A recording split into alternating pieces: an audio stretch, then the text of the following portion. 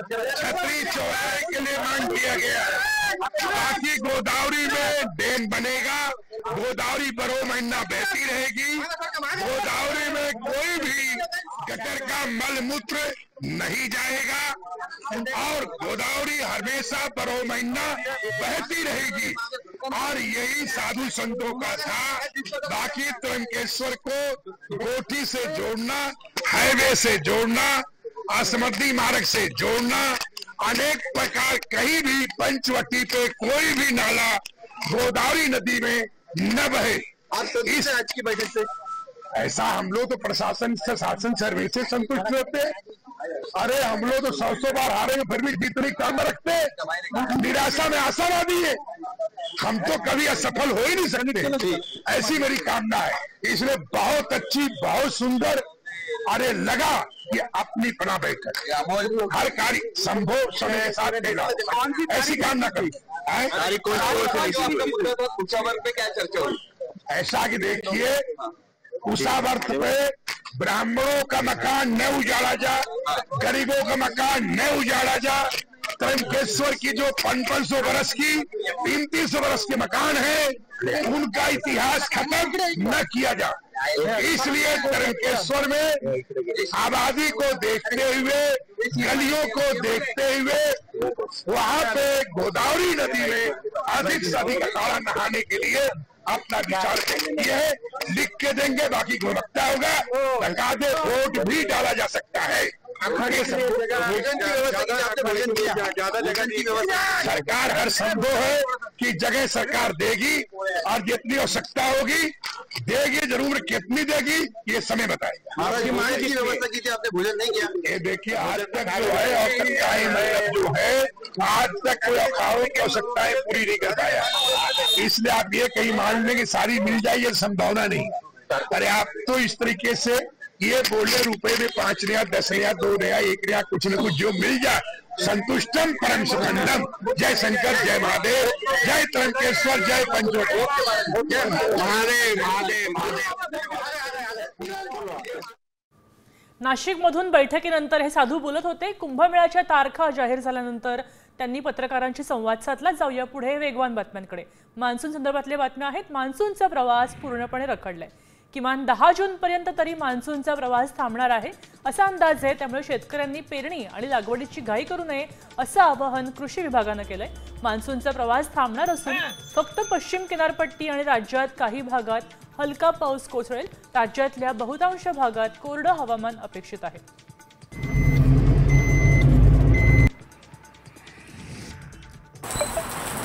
2 दिवसांच्या विश्रांतीनंतर पुण्यातल्या खेड, आंबेगाव, जुन्नर आणि शिरूरमध्ये वादळी वाऱ्यासह मुसळधार पावसाला सुरुवात झाली आहे। सकाळपासूनच वातावरणात गारवा निर्माण झाला होता।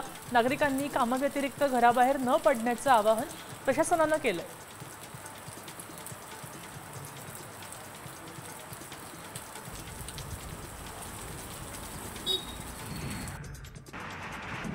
राज्यात पावसाने थोडी विश्रांती घेतली आहे, मात्र आज कोकण आणि विदर्भाला पावसाचा येलो अलर्ट जारी करण्यात आलेला आहे। कोकणातल्या रायगड, रत्नागिरी आणि सिंधुदुर्ग जिल्ह्यामध्ये जोरदार सरींची शक्यता आहे, तर विदर्भात अमरावती, वर्धा, यवतमाळ, भंडारा, गोंदिया आणि गडचिरोली या जिल्ह्यामध्ये विजांसह वादळी पावसाचा अंदाज आहे।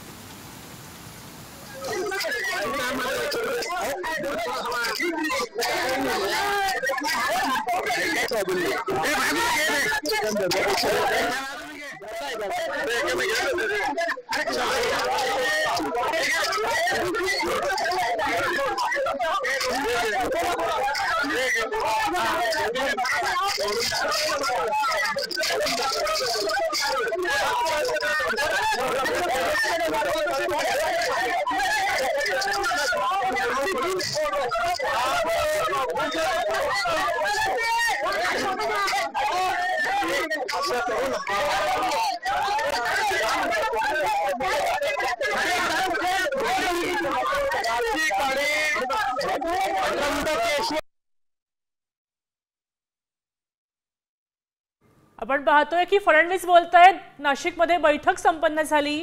कुंभमेळ्याच्या तारखा आज जाहीर झाल्या आणि त्यानंतर फडणवीस माध्यमांशी संवाद साधणार आहेत। अनेक ऋषी मुनींसह फडणवीसांनी भोजन केलेलं आहे। अनेक मंत्री या ठिकाणी उपस्थित होते। यंदाचा सिंहस्थ कुंभमेळा जो 2024 पासून सुरू होतोय 2 वर्ष चालणार आहे याचा योग यावर्षी आलेला आहे आणि त्याच्या तारखा आज जाहीर झालेल्या आहेत। 31 ऑक्टोबर 2024 पासून कुंभमेळ्याला पर्वाला सुरुवात होणार आहे।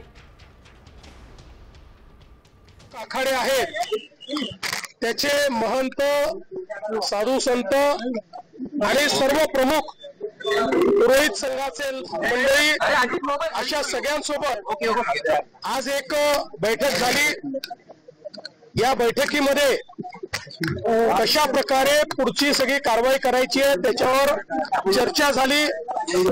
सर्व आखाड्यांचं म्हणणं आम्ही ऐकून घेतलं आणि त्याचसोबत आज आतापर्यंत आम्ही काय कारवाई केली आहे ती देखील त्यांना सांगितली। जवळपास कुंभमेळ्याच्या निमित्ताने 4000 कोटी रुपयाचे वेगवेगळ्या कामाच्या निविदा या आपण काढलेल्या आहेत। त्यातल्या काही अंतिम स्टेजवर आहेत। जवळपास 2000 कोटी रुपयाच्या अजून निविदा या आपण काढतो आहोत। प्रामुख्यानं गोदावरी स्वच्छ राहिली पाहिजे या दृष्टीनं एसटीपीचं काम असेल त्यामध्ये जाणारं पाणी स्वच्छ केलं पाहिजे या दृष्टीनं सर्व प्रकारचं शुद्धीकरण असेल किंवा गोदावरी वाहती राहिली पाहिजे याकरताही आपले जलसंपदा मंत्री गिरीश भाऊंनी एक चांगली योजना तयार केलेली आहे। त्याला मान्यता द्यायचा विषय असेल। या ठिकाणी विशेषतः जो काही साधू ग्रामची जागा आहे ती जागा अधिग्रहित करण्याचा विषय असेल। हे सर्व विषय आता आपण मार्गी लावलेले आहोत। प्रामुख्यानं गोदावरी स्वच्छ राहिली पाहिजे या दृष्टीनं एसटीपीचं काम असेल त्यामध्ये जाणारं पाणी स्वच्छ गेलं पाहिजे या दृष्टीनं सर्व प्रकारचं शुद्धीकरण असेल किंवा गोदावरी वाहती राहिली पाहिजे याकरताही आपले जलसंपदा मंत्री गिरीश भाऊंनी एक चांगली योजना तयार केलेली आहे। त्याला मान्यता द्यायचा विषय असेल। या ठिकाणी विशेषतः जो काही साधू ग्रामची जागा आहे ती जागा अधिग्रहित करण्याचा विषय असेल। हे सर्व विषय आता आपण मार्गी लावलेले आहेत। ते विविध टप्प्यांमध्ये या ठिकाणी आहेत आणि यासोबत आज जी काही साधू संतांनी मागणी केली त्याची नोंद आपण घेऊन आणि बऱ्याच गोष्टींवर त्यांचं एकमत हे आज आपण केलेलं आहे। विशेषतः कुशावर्तावर जी गर्दी होते त्याची जागा फार कमी आहे त्र्यंबकेश्वरला, त्यामुळे तिथे काय पर्यायी व्यवस्था करता येईल या संदर्भातही बऱ्यापैकी एकमत आज झालेलं आहे, जेणेकरून कुठल्याही प्रकारची स्टॅम्पिडची वेळ ही त्या ठिकाणी येणार नाही अशा प्रकारचा आपला प्रयत्न आहे। आणि यासोबत आज अमृत स्नानाची जी सर्व पर्व आहेत त्याच्या तारखा देखील सर्व साधू संतांनी आणि पुरोहित संघाने मिळून घोषित केलेल्या आहेत। आपल्याला त्या आता सेपरेटली आम्ही उपलब्ध करून देऊ। यावेळी सुदैवाने खूप मोठ्या प्रमाणात पर्वाच्या तारखा उपलब्ध आहेत, त्यामुळे कुठल्या तरी एकाच तारखेला खूप गर्दी करण्याची आवश्यकता पडणार नाही। यावेळेचं जो आपला सिंहस्थ कुंभमेळा आहे हा नेहमीपेक्षा जास्त काळ चालणार आहे, त्यामुळे जास्त पर्वणी या ठिकाणी आहे आणि म्हणून मला असं वाटतं की जी काही भाविकांची गर्दी आहे त्याचं योग्य नियोजन हे आपल्याला करण्याची संधी त्यात मिळालेली आहे। एक अतिशय सुव्यवस्थित अशा प्रकारचा हा कुंभमेळा करण्याचा आमचा प्रयत्न आहे आणि म्हणूनच आजच्या बैठकीमध्ये सगळे निर्णय आम्ही घेतलेले आहेत। साधूग्रामच्या जागेविषयीचा प्रश्न आहे। साधूग्रामसाठी जागा आरक्षित करावी ही मागणी। साधूग्रामची जागा ही मागच्या काळातच आपण आरक्षित केली होती, आता ती अधिग्रहित करायची आहे। त्याच्या अधिग्रहणाचा जो प्रस्ताव आहे तो आता अंतिम टप्प्यामध्ये आहे। त्याला लवकरच मान्यता देऊ। जॉईंट मेजरमेंट वगैरे सगळ्या गोष्टी पूर्ण झालेल्या आहेत। त्याला मान्यता दिल्यानंतर ते काम पूर्ण होईल। सर हिंदी में क्या कहना चाहेंगे? प्राधिकरणाला मान्यता मिळालेली आहे, त्याचं गठन ते आता आम्ही लवकरात लवकर करणार आहोत. विशेष काम करावं लागणार आहे. एसटीपीच्या संदर्भात टेंडर्स पूर्ण झालेले आहेत. अंतिम मान्यतेला ते देखील शासनाकडे आलेले आहेत. त्याला लवकर मान्यता दिली जाईल. सर, साधूंची मुख्य मागणी काय होती आणि त्याचं काय निरसन केलं? सगळ्या ज्या काही मागण्या त्यांनी केल्या, काय काय व्यवस्था असल्या पाहिजेत, त्या सगळ्या व्यवस्थांच्या संदर्भात आम्ही चर्चा केली आणि त्या मागण्या आम्ही मान्य करू. आज प्रयागराज और नाशिक फडणवीस बोलत होते. 4000 कोटींच्या निविदा सिंहस्थ कुंभमेळ्यासाठी काढलेल्या आहेत.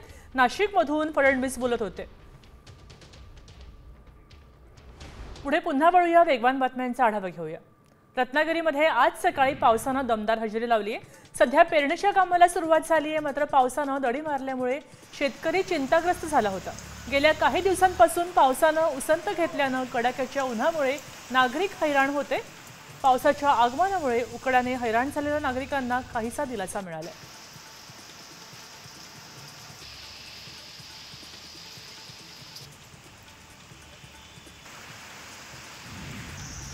बातमी गोव्यामधून आहे. गोव्यामध्ये एक व्हिडिओ सध्या मोठ्या प्रमाणावर व्हायरल होतोय. एक लहान मुलगा चक्क एका कावळ्यासोबत फुटबॉल खेळतोय असं या व्हिडिओमध्ये दिसतंय. हळुवारपणे किक मारत आणि या कावळ्याशी तो खेळताना दिसतोय. हा कावळा सुद्धा हा फुटबॉल चोचीने परत त्याच्याकडे मारताना दिसतोय. खरं तर हा एक लहान बॉल आहे, फुटबॉल नाहीये. मात्र कावळ्याच्या मानानं हा मोठा बॉल आहे आणि हा मुलगा या कावळ्यासोबत खेळताना दिसतोय.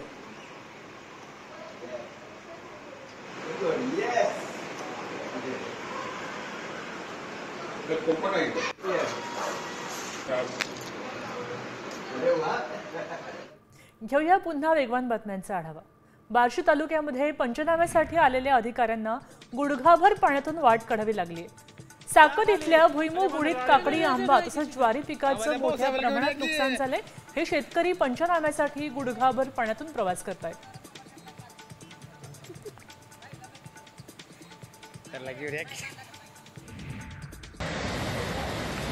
ईशान्येकडील राज्यांमध्ये पावसाचा कहर पाहायला मिळतोय. आसाम, मिझोराम, अरुणाचल प्रदेश आणि मणिपूरमध्ये पाऊस, पूर आणि भूस्खलनामुळे आतापर्यंत किमान 35 जणांचा मृत्यू झालाय.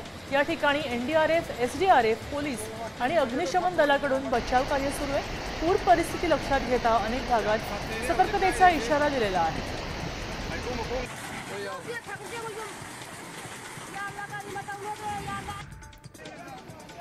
नायजेरियात पुराचा कहर पाहायला मिळतोय. मुसळधार पावसानंतर अनेक ठिकाणी पूर आलाय. त्यात धरण फुटल्यानं परिस्थिती बिकट झाली आहे. या पुरात 150 जणांचा मृत्यू झालाय.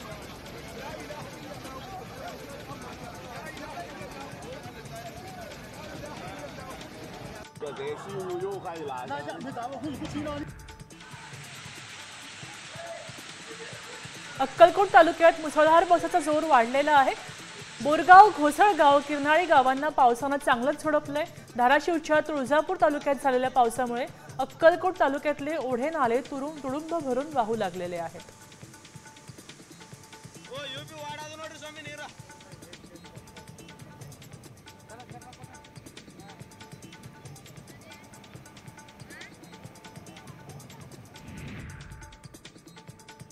सोलापूर जिल्ह्यात रेकॉर्ड ब्रेक पाऊस बरसलाय. त्यामुळे भीमा नदीवरचा उमराणी बंधारा तुडुंब भरलाय. 133 कोटी रुपये खर्च करून हा बंधारा बांधला होता.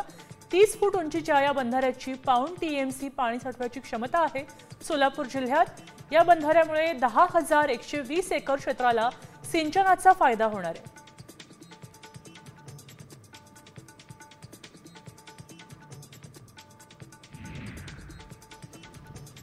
धाराशिवच्या तुळजापूर तालुक्यातल्या मोरडा शिवारात 50 वर्षांपूर्वी बांधण्यात आलेला पाझर तलाव फुटलेला आहे.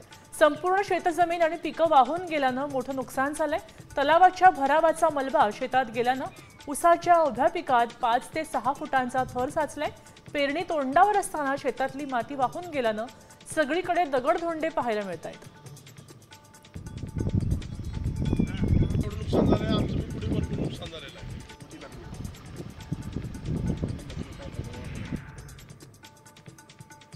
हिंगोलीत सिद्धेश्वर, येलदरी आणि इसापूर धरणातील पाणीसाठ्यात वाढ झाली आहे. अवकाळी पावसामुळे आता तब्बल 23% अधिक पाणीसाठा धरण क्षेत्रात जमा झाल्याची माहिती धरण प्रशासनानं दिली आहे। मागील दशकभरात पहिल्यांदाच मे महिन्यात पाणीसाठ्याची आवक झाली आहे।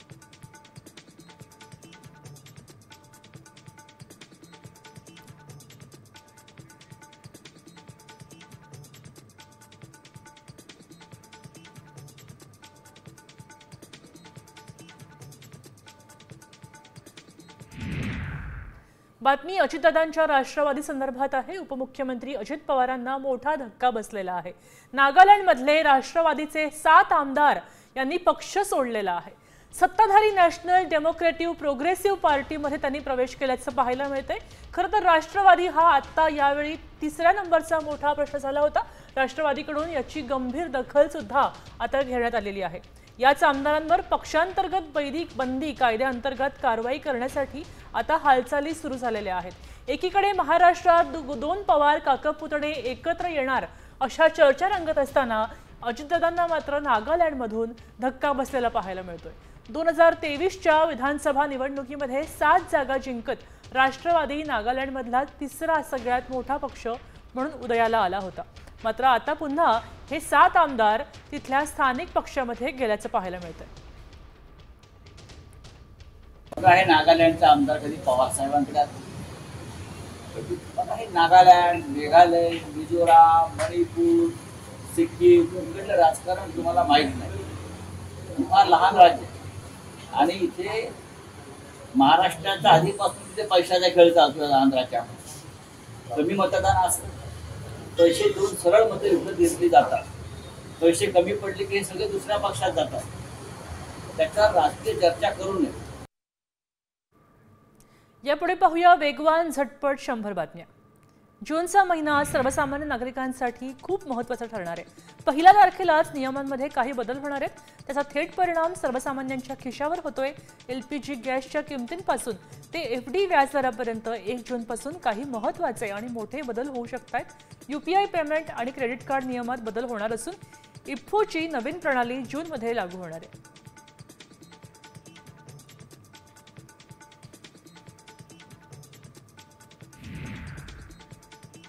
पुणेकरांच्या खिशाला आजपासून कात्री बसणार आहे। आजपासून PMPMLचा प्रवास महागणार आहे। किमान तिकीट 5 रुपयांवरून 10 रुपये करण्यात आले। या दरवाढीनंतर PMPMLला 30% उत्पन्न वाढण्याची अपेक्षा आहे। गेल्या अनेक वर्षांपासून तोट्यात असलेल्या PMPLच्या प्रशासनाची भाडेवाढ करण्याची मागणी होती। अखेर आता या मागणीला मंजुरी मिळाली आहे।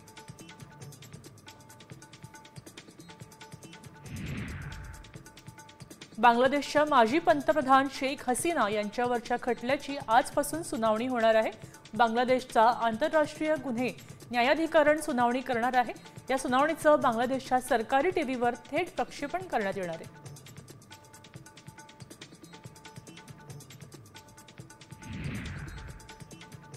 पुण्यातल्या BJ मेडिकल कॉलेजमध्ये रॅगिंग प्रकरणी 3 निवासी डॉक्टरांना 6 महिन्यांसाठी निलंबित करण्यात आले।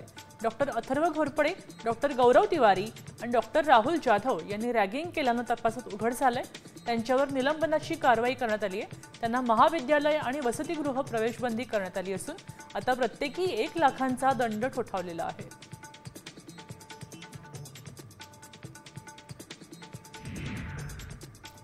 सव्वीस मेला मुंबईत पडलेल्या पावसाचा फटका मेट्रो ॲक्वालाईन 3 सेवेला बसला होता। मोठ्या प्रमाणात पाणी आचार्य अत्रे चौक स्थानकात शिरलं होतं। वरळी ते आचार्य चौक मेट्रो सेवा बंद करण्यात आली होती। 5 दिवस खंडित झालेली सेवा आता पुन्हा एकदा पूर्ववत सुरळीत सुरू झालेली आहे।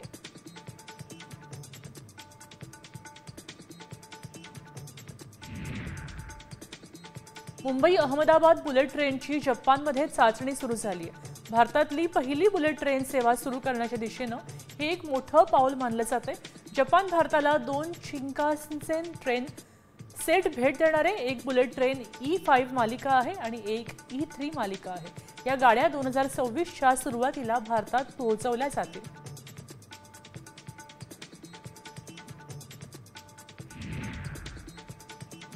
पुणे पोलिसांनी आज मॅरेथॉनसाठी पाषाण, बाणेर, शिवाजीनगर, बावधन या भागातले रस्ते पहाटे 4:30 वाजल्यापासून बंद ठेवले होते। त्यामुळे पुणेकरांचा खोळंबा झालाय। काही जणांचे फ्लाईट मिस झालेत। पोलिसांचा मनमानी कारभार पुणेकरांनी संताप व्यक्त केलाय।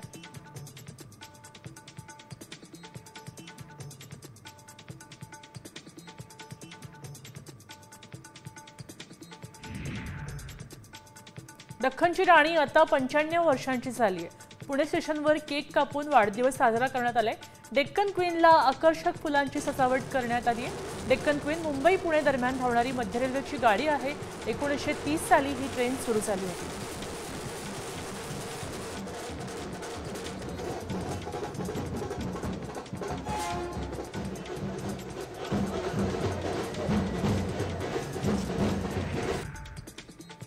नांदेडमध्ये मुदखेड ते सरेगाव दरम्यान रस्त्यांची दयनीय अवस्था झाली आहे. पावसामुळे ठिकठिकाणी चिखल पसरलाय. त्यामुळे गावकऱ्यांना जीव धोक्यात घालून प्रवास करावा लागतोय. याबाबत निवेदन देऊन सुद्धा प्रशासनानं दुर्लक्ष केल्याचा आरोप गावकऱ्यांनी केलाय.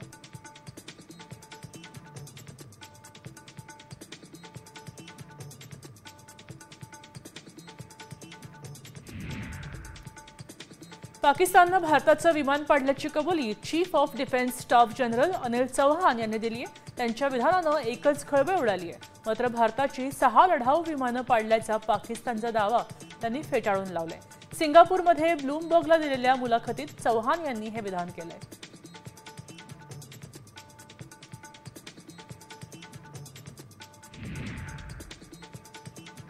उपमुख्यमंत्री एकनाथ शिंदे यांनी जखमी विद्यार्थ्यांशी संवाद साधले.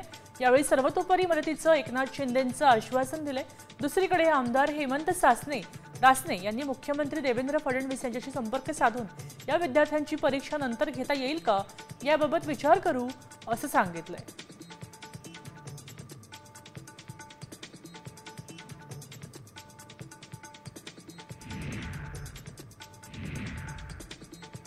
धुळ्यात ठाकरे गटाकडून खासदार संजय राऊतांनी आगामी निवडणुकांसंदर्भात कार्यकर्त्यांशी संवाद साधला. या निवडणुका महाविकास आघाडी म्हणून लढायच्या की स्वतंत्र लढायच्या याबाबत कार्यकर्त्यांचे विचार जाणून घेत तसंच त्यांनी कार्यकर्त्यांना आणि पदाधिकाऱ्यांना काही महत्त्वाचे कानमंत्रही दिलेत.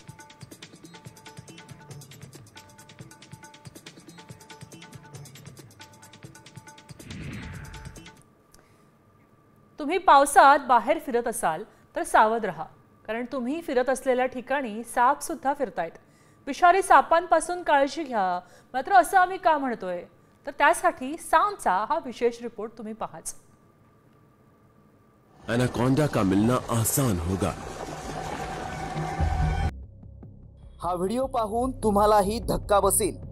पुरात साचलेल्या पाण्यामध्ये साप फिरत असल्याचा दावा करण्यात आलाय. हा साप दिसतोय आणि आजूबाजूला लोक त्या सापाला पाहतायत.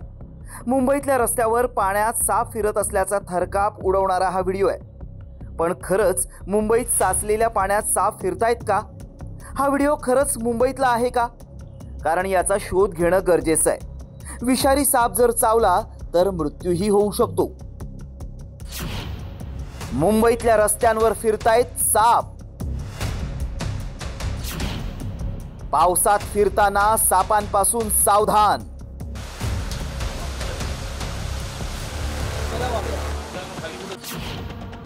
व्हायरल व्हिडिओ मागचं सत्य काय?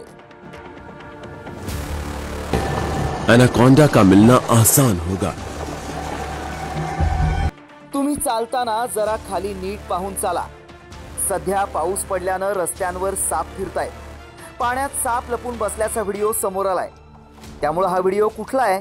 खरंच मुंबईत रस्त्यांवर साप फिरतायत का याची आम्ही पडताळणी सुरू केली.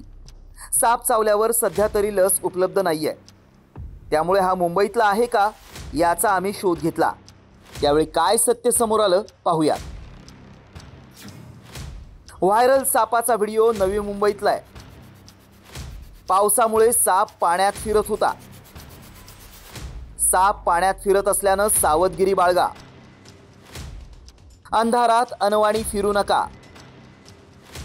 पावसाच्या दिवसात शूज कपडे झटकून पहा. त्यामुळे आमच्या पडताळणीत मुंबई नवी मुंबईत पावसाच्या पाण्यात साप फिरत असल्याचा दावा सत्य ठरलाय. तुम्ही पावसात फिरताना सावधगिरी बाळगा. ब्युरो रिपोर्ट, साम टीव्ही न्यूज.